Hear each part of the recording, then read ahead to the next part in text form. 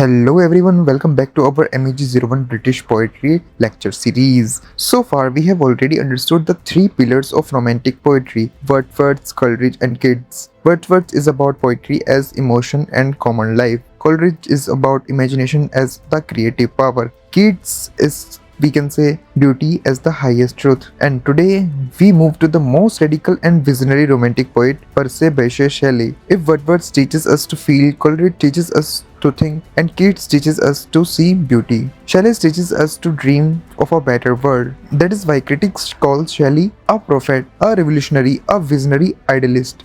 And IGNOU frequently asks these type of questions about Shelley as a prophet, Shelley as a revolutionary poet. Poets are the acknowledged legislators of the world. This lecture will help you answer all of them confidently. Now let's talk about Shelley as a romantic poet, a different kind of romantic. Shelley belongs to the second generations of romantic poets along with Keats and Byron. But Shelley is different. Unlike Wordsworth, Shelley does not focus on rural life. Unlike Keats, Shelley does not stop at beauty. Shelley's poetry is driven by idealism, political freedom, social justice, revolutionary changes. He believed that poetry is not escape, poetry is transformation. Now let's talk about Shelley as a revolutionary, the poet of rebellion. Shelley lived in a time of political oppression, social inequality, tyranny of rulers. He was deeply influenced by the French Revolution, radical political thinkers, humanist philosophy. Shelley strongly opposed kingship, organized religion, tyranny, social injustice. Because of his radical ideas, he was expelled from Oxford. He was rejected by the society. He lived as an outsider. Yet, he never stopped believing in human freedom. Shelley believed that human beings are naturally good and society corrupts them. This belief makes him a true revolutionary poet. Now, let's talk about poet as a prophet. What does it mean? When we say Shelley is a prophet, we do not mean a religious preacher, a fortune teller. A prophet poet means one who foresees a better future, one who warns society, one who inspires moral change. Shelley believed that poets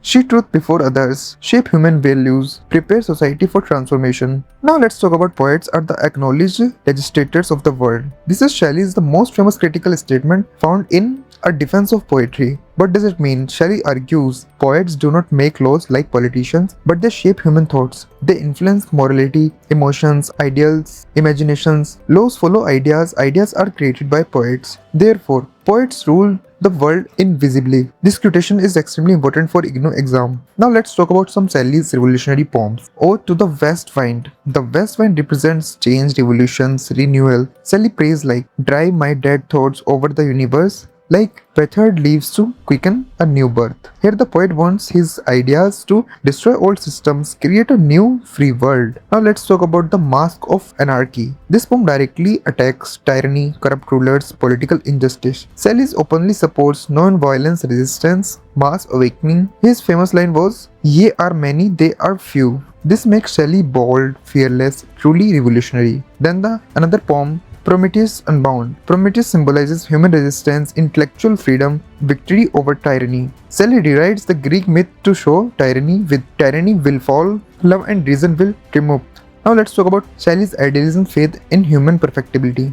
Shelley believed that humans can improve, society can be transformed, evil is not permanent. This belief is called human perfectibility. Unlike pessimistic thinkers, Shelley is always hopeful. He imagines a future based on love, equality, freedom. This idealism makes him a dreamer, a prophet, a moral teacher. Now let's talk about Shelley and beauty different from Keats. Keats. Beauty is truth, beauty is permanent, beauty comforts suffering. Shelley. Beauty inspires action, beauty leads to moral improvement, beauty awakens revolution. For Shelley, beauty is not escape, it is power. Now let's talk about some Shelley versus Wordsworth versus Keats. Wordsworth talk about emotion, nature, simplicity, individual experience. And Keats talk about beauty, sensuousness, art, acceptance of pain. Shelley talk about idealism, revolutions and moral vision and social transformation. This comparison is very useful in your 20 marks questions in your IGNOU examination. Now let's talk about criticism of Shelley. Some critics argue Shelley is too idealistic. His poetry is impractical. His visions are unrealistic. However, defender says Shelley's value lies in hope. He inspires moral courage. He keeps humanity dreaming.